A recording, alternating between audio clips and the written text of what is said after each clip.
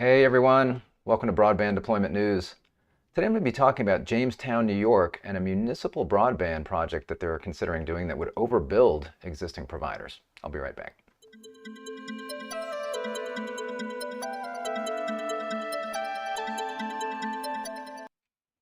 Thanks for joining me. Rick Husey here with Broadband Deployment News. So I was reading about Jamestown, New York.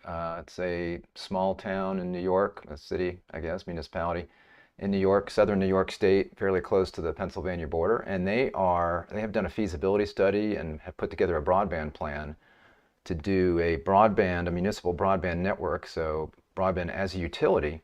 And a lot of times, this is a very controversial subject because, a lot of times it's done because there's not good broadband in the city. So there might be one incumbent provider and they're not providing good service and they don't seem to be upgrading their network. They're not meeting the needs of customers. So then the city decides to get in the business. In this case, there are two providers there already, and they are in the process of upgrading things. So it seems to be that the driving factor is price, and just I think that the city has said, hey, we can do this, and we want to do this for our customers, and it's something that the mayor has promised. So I was going to look through several things here, including the business plan that they've done. I wanted to look at the FCC, the current FCC map, and see what's going on there as far as where it says broadband is. So this is the story here. Jamestown could become the first New York city to build a municipal broadband network. $25 million project would bring high-speed internet to over 12,000 Jamestown households if they chose to use it. Jamestown, New York, municipal broadband networks, Jamestown, New York. Municipal broadband networks aren't common in New York State. In fact, Jamestown is on a path to become the first city in the state to build one. That's mainly due to the Cuomo administration. Former Governor Cuomo's broadband policies regularly clash with those advocating for municipalities to build their own broadband networks. Cuomo vetoed several bills that would have allowed municipalities to explore broadband. Let me close this little doodad there. There we go. Or even implement them. The new state budget proposed by Governor Hochul, however, leaps New York towards the top of the list for municipal broadband-friendly states. Between policies laid out in the budget and a huge influx of federal money being dedicated to broadband projects, Jamestown is taking advantage of all of it. Now, I don't know about the broadband money. I know they're probably not looking toward the bipartisan infrastructure law, because that specifically says, at least in the early years, that money has to go to unserved and underserved areas, and this is not an unserved or underserved area. So they do mention American Recovery Plan in one place, and I'm not even sure about that money going to this. So we realized the one thing we didn't really have is internet, whether the internet should be utility, Jamestown Mayor Eddie Sundquist said. So he's talking there when they didn't have it. He means what the city is offering. So the city offers power and probably sewer and water and all that kind of stuff, just a municipal utility, and they're not offering internet. Jamestown is unique from other municipalities as they operate its own utility company. This would allow Jamestown to build a broadband network for its residents more affordably because they own the infrastructure required for hanging fiber optic lines. So they've got the telephone poles or the utility poles. Sundquist has been pushing for a municipal broadband network since taking office. The project is expected to cost at least $25 million and provide 1 gig service for as little as $30 a month. Due to the economic makeup of Jamestown, however, for many residents, the service could ultimately be free.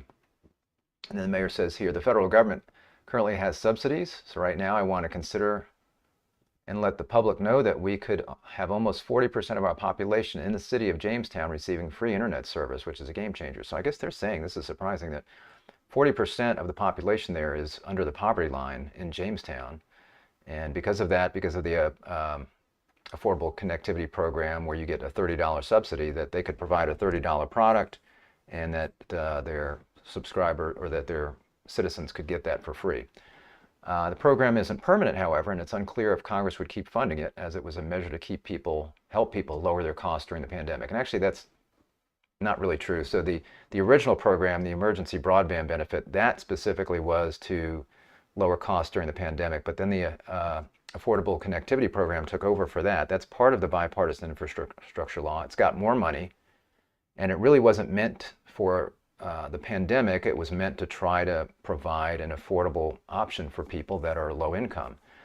But it is not funded forever, and when I calculated it out, it really with the number of people that are on it now, which is like 11 million, it really only goes a couple of years. So that money's going to be gone. So Congress would need to continually re-up this. Now, they certainly may, because once there's an entitlement program, Congress hates to let it go.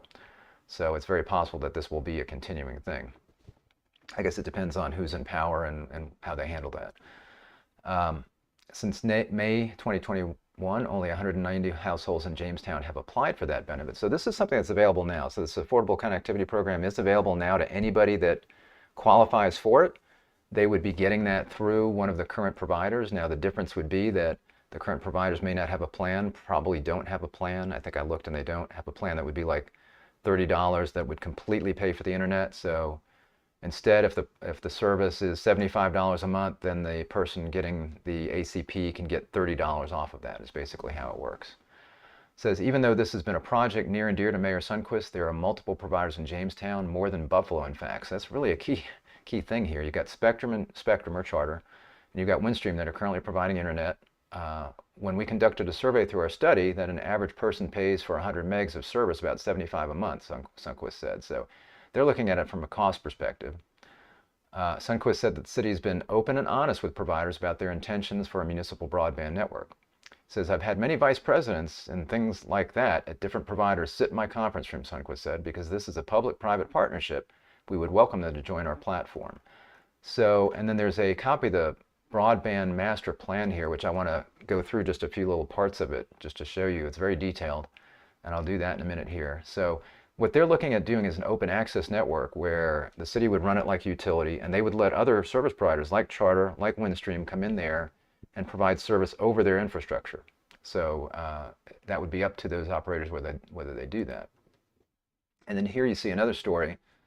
Windstream questions, and this is actually, I think, prior to this city here. This was before they had they released their business plan. So Windstream questions city interest in broadband network. Interest by Jamestown officials in creating a municipal broadband network has at least one administrator from a private internet service provider questioning the idea. I'm sure they're not the only one. Chris Thomas, Windstream VP of Government Affairs, questions the initiative because two private internet service providers are already providing access to the fastest broadband service available to the vast majority of city residents. He says, we already offer 1 gig service, he said. We will be launching a 2 gig service soon.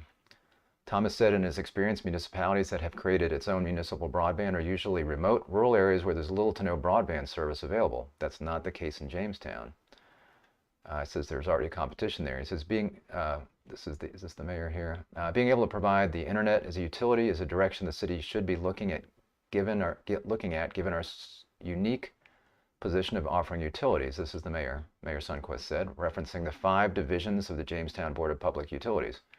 We can do the same thing private entities can do, but we just won't have large payouts to shareholders. The profits will go back into the government service. So this is the crux of the controversy, especially in a case like this where you've got already existing providers, and basically it kind of, it's not a fair level playing field because the city says we don't need to make a profit, so they can operate this service just to cover their costs, and any private operator that comes in there is at an immediate disadvantage because they have to make a profit for it to make sense, and that also locks out any other service providers that might want to do that. Now in this case, again, what the city is looking at doing is an open access network where Windstream could say, okay, fine, if we can't beat them, we'll join them, and they could be a provider on the open access network.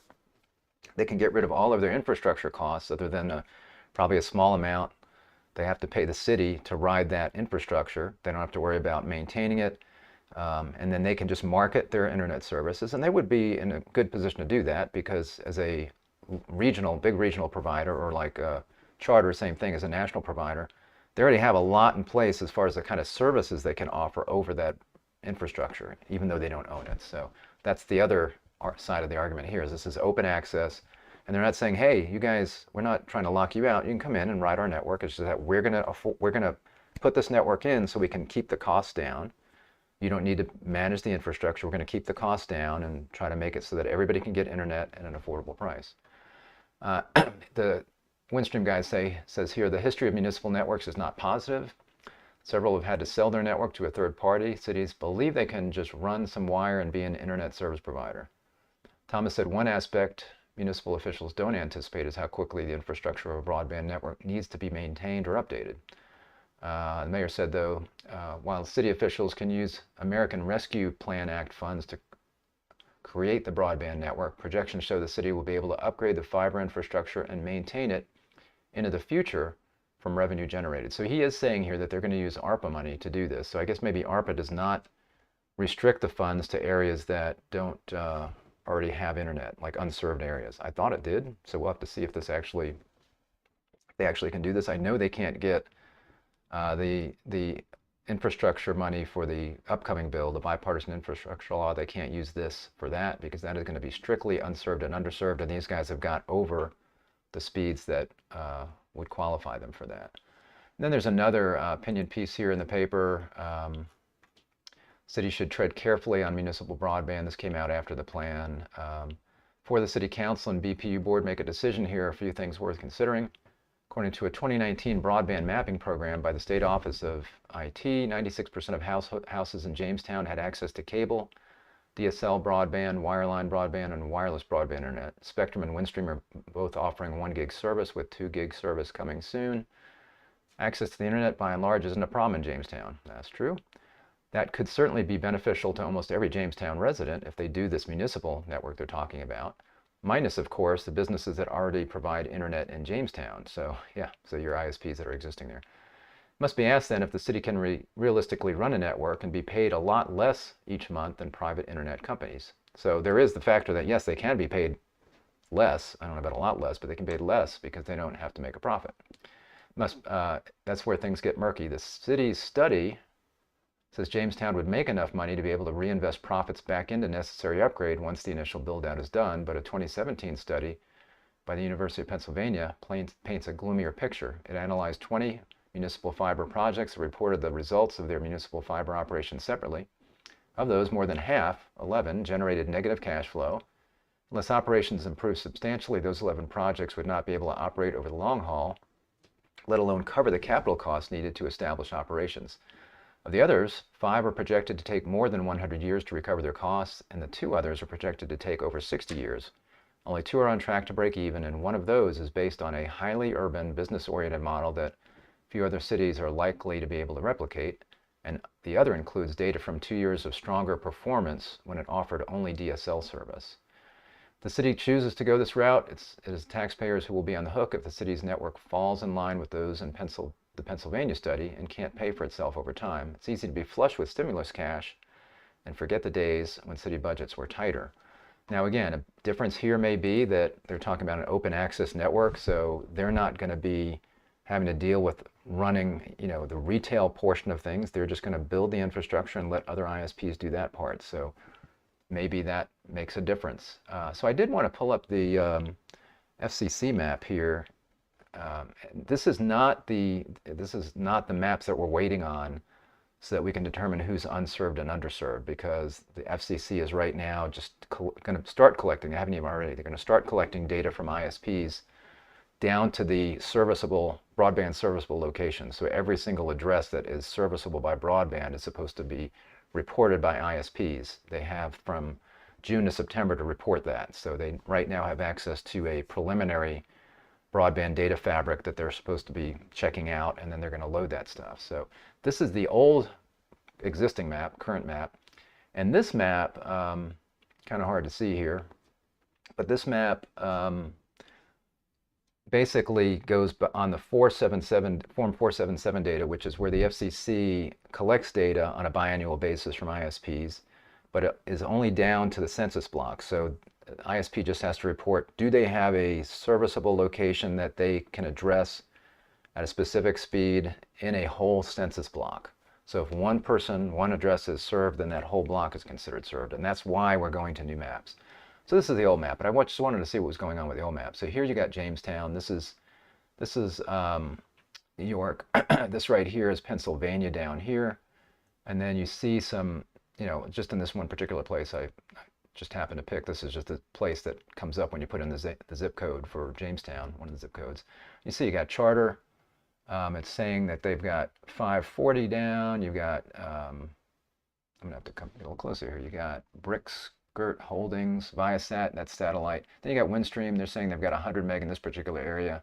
EagleZip, this is interesting because this is actually a customer of ours. So EagleZip is actually a cable operator in, they're actually located, I think they have an office in Jamestown, but they're a cable operator down a little bit south of here, I think near Warren, Pennsylvania, and they operate a cable plant there. So they've got lots of cable modem customers, and they're actually a customer of ours. We provide them with broadband diagnostics with our TrueVision products. So they would be impacted by this in this area. They're providing wireless service here, as you can see. So it says EagleZip provides wireless, not fast service, but they do provide 25x3 with fixed wireless service in this area. And I noticed they were in other areas as I clicked in there. Then you've got Hughes, that's satellite as well. And again, this Brick Skirt Holdings, is that what it is? Brick Skirt Holdings.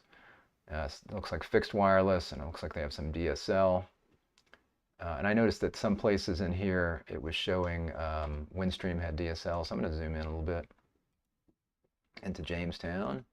So you can see you've got how dark it is, shows you how many service providers they have. So you can see there's not a lot of light in here where they've just got one or two providers. You got an area like this, which might be a parking lot. I have no idea what this is.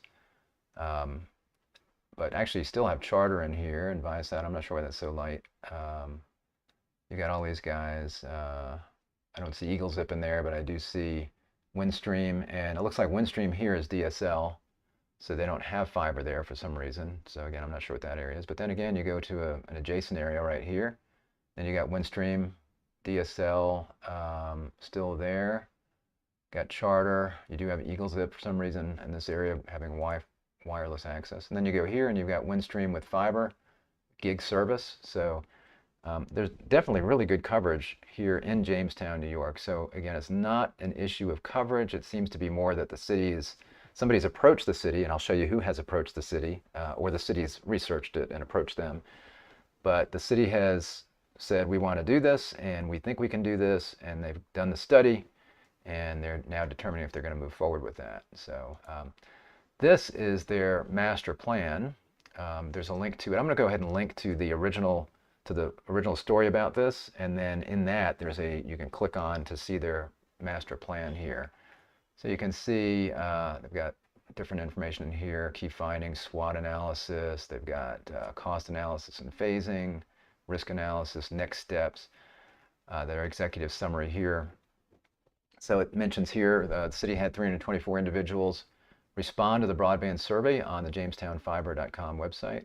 This is not a statistically predictive sample.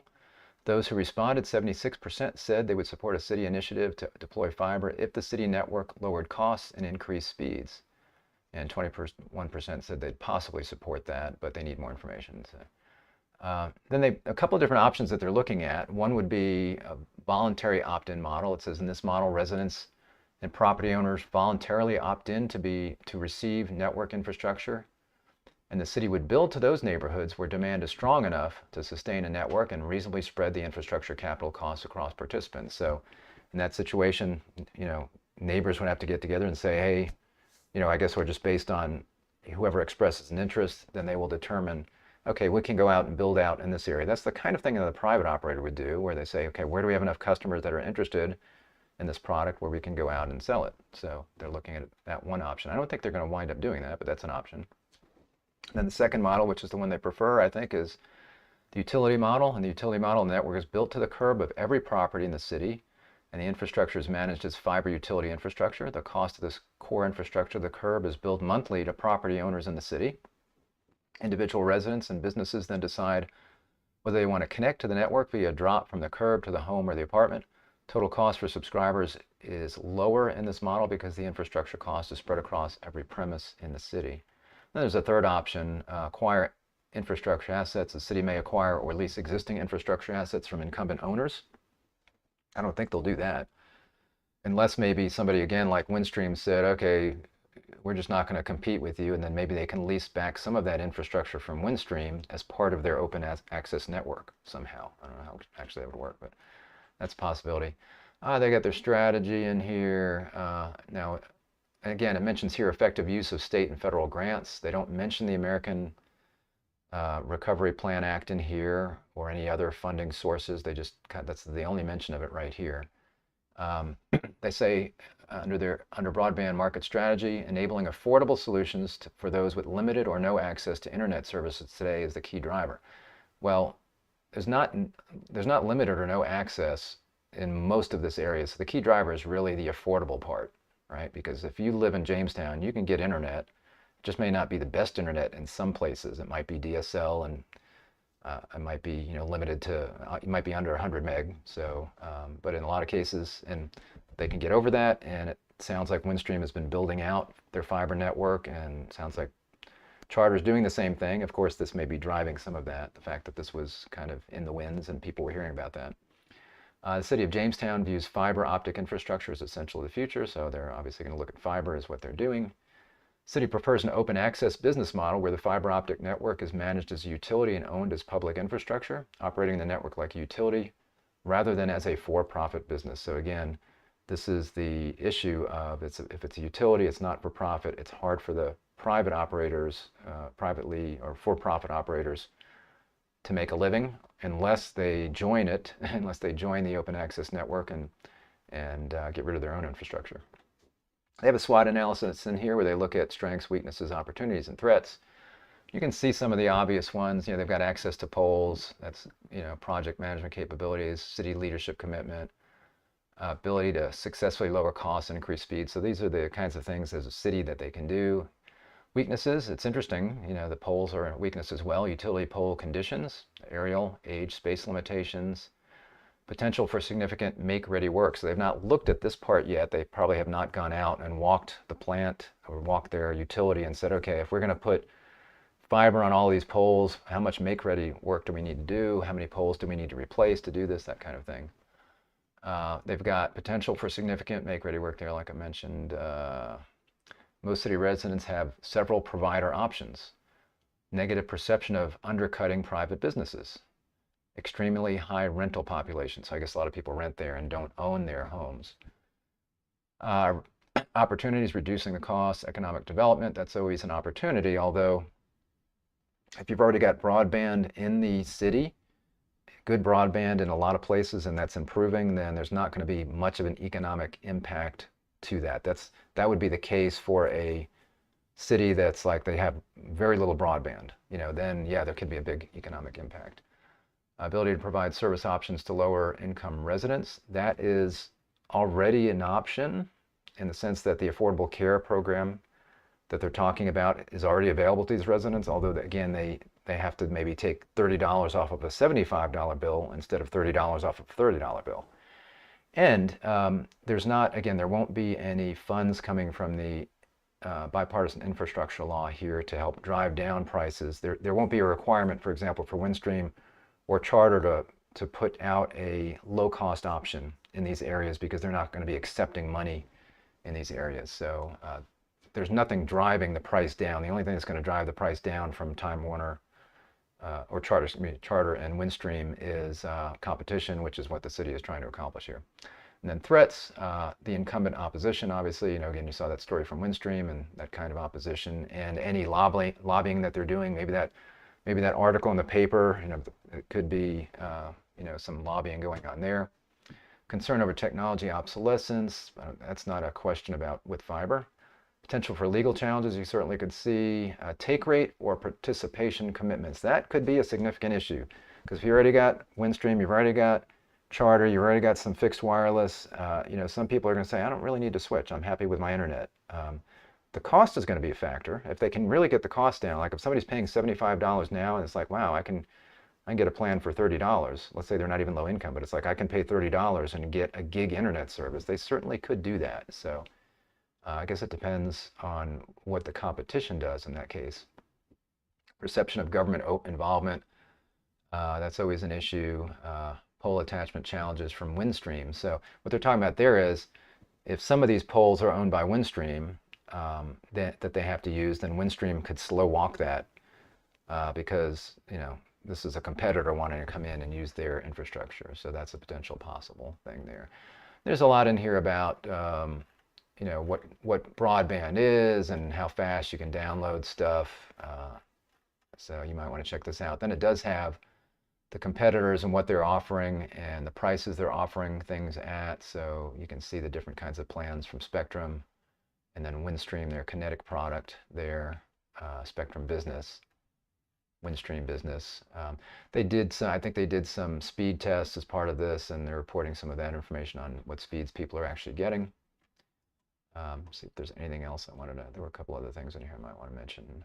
What is this? This is Jamestown Broadband. Now here's the survey results. So if you want to look at that, they've got the specific results from customers and the questions they were asked and answers from those.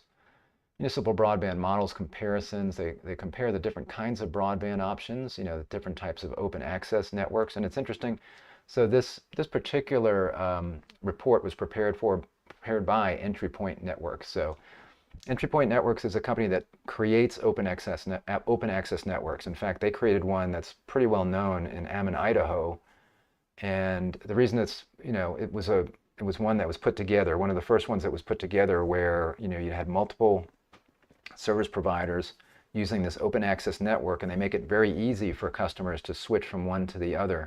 It's actually all automated where the customer can go to a web page and they can say, I'm using this internet service provider now in Ammon, and I think I'll use this one because their price is a little lower and they have this particular service that I like. So they just click in there and it automatically provisions them from one service to the other. I don't think there's really anything else that takes place. There are other models where the person can go to a web page and say, I'd like to switch from this provider to this provider, and they click that, and that basically issues a work order, and then somebody has to go out and do stuff. They might have to go to the home, depending on the type of network. They might have to go back in the access equipment and switch things over.